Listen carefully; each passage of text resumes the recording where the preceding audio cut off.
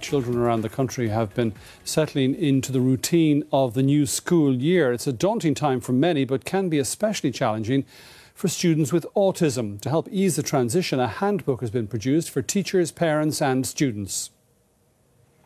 It's back to school time in the O'Loughlin house. For 10-year-old Sam, who has autism, it's an anxious time of year. Well, it's a lot more stressful because you're looking at a changing environment, and one of the problems with, one of the key problems that kids on the autistic spectrum have is problems with change, and you're changing their routine. Most Irish schools will have one or more students with autism.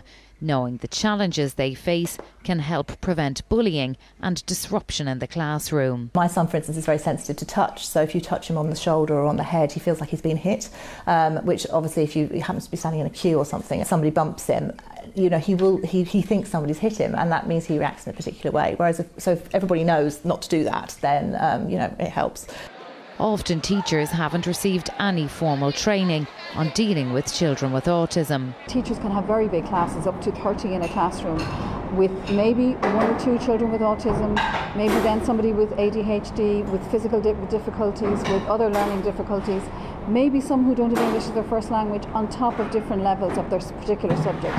So that makes it very difficult if they don't have the training to know how to deal with those students individually. Autism support group AsIAM.ie has produced a series of free handbooks for teachers, parents and students on its website. There's even a personalised booklet so parents can let the teacher know what particular challenges their child might face at school. Somewhere between 1 in 88 and 1 in 100 people do have autism or a condition on the autism spectrum.